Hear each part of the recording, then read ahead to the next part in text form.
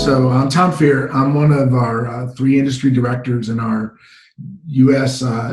Banking business, right? I report up to our banking GM, and we really drive the top 130 accounts in the U.S. around our banking and financial services providers. And as a part of that, when you look at Microsoft, our mission is to empower every person and every organization on the planet to achieve more. It's a pretty big mission, right? I've been at Microsoft about 17 years now. And if you look at that as it relates to our financial services banking organization, we first and foremost in this time we're all in strive to protect the health and well-being of our communities while providing technology resources and support to our banking and financial provider clients as they respond to this extraordinary crisis we're all going through. Our growth culture mindset as well, and our breadth of cloud and intelligent technology resources that we provide banks is also another key factor in how we're really serving the industry. We do this by providing banks with a high, secure, and compliant platform to run their business and the latest innovation and technology needed to drive real business outcomes, and that's a key element, right? Really aligning to their business and driving outcomes and address the changing customer expectations that they're dealing with, the complex regulations that they're dealing with, and the new competitors that are entering the market, along with the increased cyber threats that they deal with on a daily basis. Well, I think it starts with our growth mindset. If you look at when Satya came in as CEO, we really looked at, in the whole approach in his book of Hit Refresh, we really looked at, the importance of really understanding our clients' business, having empathy for our clients, especially in this time. And really, from a Microsoft standpoint, we're a very open company. If you look at Microsoft now and how we look across technology to serve our clients, we're here to serve our clients. And we do that with a growth mindset first from within the organization, having an environment that's all inclusive and diverse. And along with that, providing great opportunities for our employees to then really follow their career passions, but then really serve our clients. And you can see, the other part you can see there is how the companies really come together during that, to this point of you don't see these big silos between different parts of the Microsoft business. You see one uniform way we all come together to help our clients, right? And in this time, a great example of that could be when you look at the Teams response we've done to help clients really be able to deal with the remote work scenarios, and not just Teams, but then within that, the capabilities we bring to bear to help them run different solutions within it, to really enable these new work environments that people are facing in the world, as well as the challenges they're having as a part of COVID. So there's a great example there in how we really bring the full bear of Microsoft. And I think that's one of the things that the market's recognizing, as well as our clients as well, whether it's, creating the next generation customer experience, whether it's enabling next generation payments or the next generation core, mitigating risk, right? Some of the emerging solution scenarios that have come out with COVID. If you look at Leasepath and their business, it really does, they do a great job of doing exactly that, addressing a true client business outcome that's needed in the leasing business, reinventing the leasing business and how it can be done in a more efficient manner, right? Really addressing some of the key challenges that clients face in equipment leasing and leasing in general. And doing that by leveraging the power of the Microsoft platform that we bring to bear, both from Azure standpoint as well as our business applications cloud with Dynamics. So at Microsoft, we're constantly innovating on how we really create a more efficient workplace for individuals. And not only efficient, but how you infuse intelligence into that workplace. A great example is how we've had to respond during the pandemic related with Teams, and how we've really, not only from a business standpoint, but even from a consumer standpoint, the infusion of not just intelligence, but just forwarding the roadmap.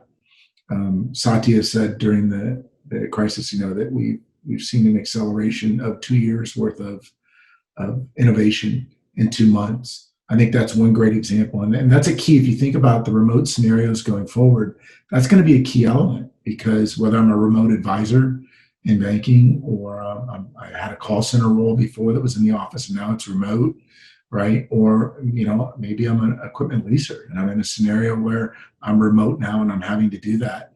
Having that, not just that collaboration of teams, like we're doing in the video call we're having today, but more importantly, using that workspace as a space that where now you're infusing intelligence into it. So I'm getting real-time feeds of information on what I do to help me be more efficient in my workplace. In addition to that, how I'm able to collaborate with others real time in doing it.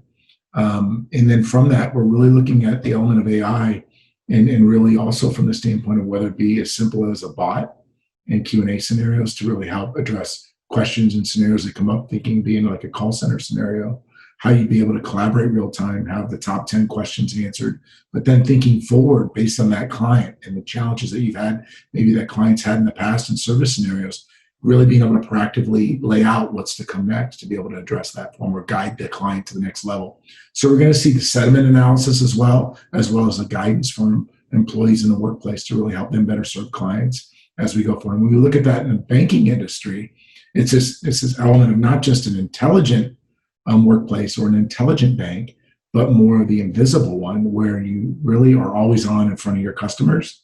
And it's kind of like seamless, whether I'm using my mobile app or I'm online, or I'm even visiting a location. It's that seamless experience across any channel to help me achieve my financial goals and aspirations, right? With the technology working in the background. Yeah, it really is an epic of time that we're going through. That when you really look at just how our clients, I remember I was traveling at the time it happened, and the event I was going to got shut down, and I came back, and that was back in March, and so of this year, and so when you look at it, I think at first a lot of people were in disbelief, and then it was we have to respond, and we have to respond quickly. I think the first thing we did is help clients mobilize. There were a lot of clients that really weren't leveraging the cloud. They weren't comfortable in leveraging the cloud in the financial industry, that were in some ways, I wouldn't say forced, but it really challenged them to say, why aren't we? And so, we really brought the right teams forward to really help them from the standpoint to have that comfort, that security, and really move quickly to put that in place. The second thing is, I think when you look at what's been done in mobile workplaces, mobile workforces for people, everything from, getting Surface devices out to people in new mobile scenarios, leveraging teams for them to be able to collaborate real time. And then from that, really helping them on the back end with the cloud services to really be able to look at that they have the same kind of uptime they had when they were in the office and the same kind of seamless connection with their clients they have in their office. And that's just on the business side. When I look at it from the impact we've done in the world as a whole, it's been everything from the research we've done up front to help, and looking at the research related to the virus and how it's spreading real time. How do we respond as a company internally ourselves to our employees communicating? And then how do we take those scenarios like return to office, right? And reopening of branches and that, and really help clients be able to prepare for that. Everything from the facilities manager to the head of HR, to the head of health and safety. That's now become a standard role in a lot of companies, the head of health and safety, and to then like the reopening of their branches and where it's safe based on the geography and what's going on. So I think a lot of what, has enabled us to do, people have asked me, how's Microsoft accelerated so well during this time? We look at your stock and it's doing so well. If you look at the core tenets I talked about at the beginning of our mission, it really aligns to what our country and our clients are needing right now and how we help and empower. I think the second thing is the empathy that we all need to have at this time, given what's going on in our world, for each other to help. And that we're not here to sell you something. We're here to roll up our sleeves and help. We're a consultant that brings a lot of resources. I think the power of the Microsoft platform together has really showed its strength and how our 3 different clouds come together to make it easier for clients to go from not having these new environments to being able to bring them up quickly and be productive quickly has really helped. And I think the last part on how we really look in a growth mindset, culturally, of how we reimagine and go forward. We've had to do that as a company. And now we're helping clients do that as they look to reimagine their business going forward, to really be able to look at these times where they're dealing with really, really tough cost pressures in the financial industry, the challenge of the incredible risk, with the lending scenarios and the forbearance that's out there to keep a strong balance sheet. And in addition to that, the ways that they have to think and innovate and reimagine to generate new revenue streams with this acceleration to digital. And, we're there with them every step along the way. And it's a fun journey. It's a challenging journey. but it's something that we really look to help them make that shift to accelerate their digital forefront, innovate faster, and really continue to drive great business outcomes. I think that, it's a great question. And when you look at the industry landscape, I just mentioned that there's going to be a big focus on cost. I think we're going to continue to see that. We're just starting to see the impact in the economy to the level it's going to be. When you look at all of the work the government's done to keep businesses afloat, what happens when that stops, right? And what does it mean? You're already seeing clients that are posting how they're looking to cut in the banking industry, cost by 20% as they go forward. It's when you're looking at a large bank, that's a big amount. So we're also going to look at ways of how we help our clients be efficient, right? And along with being efficient, helping them be resilient. And a lot of how we're going to do that is really helping them leverage the power and harness the power of the cloud and the capabilities that come with it that allow them to gain efficiencies. And there's going to be different areas that helps, right? One example is when you look at their core businesses, right, and their core solutions, everything from core banking and how it was before to what they want to do going forward to meet the demands of accelerating digital and the new digital front ends, whether that's standing up a digital bank that's parallel, whether that's just updating their current core and a digital front end, or just adding a digital front end up front. At the end of the day, there's cost factors there that they can gain efficiency on, as well ability to accelerate their business. Same thing in payments. If you look at payments from the standpoint of wires and real-time payments and ACH and the ability of a lot of the different payment systems banks have had over the years coupled together, there's an opportunity there. The work that Jeff and team are doing with Leasepath is another example of how I think there's a lot of opportunity in the business overall to really gain efficiencies. So that's why you're seeing a lot of adoption of the low-code, no-code scenarios like Power Platform, helping it's really about helping clients have those efficiencies, both for their workforce, as well as in the workplace, as well as the resiliency. And I think that's the other part we'll continue to see this expansion of the modern workplace, right? A lot of CEOs are saying that they expect, 60% of them are saying they expect most of their people to stay remote.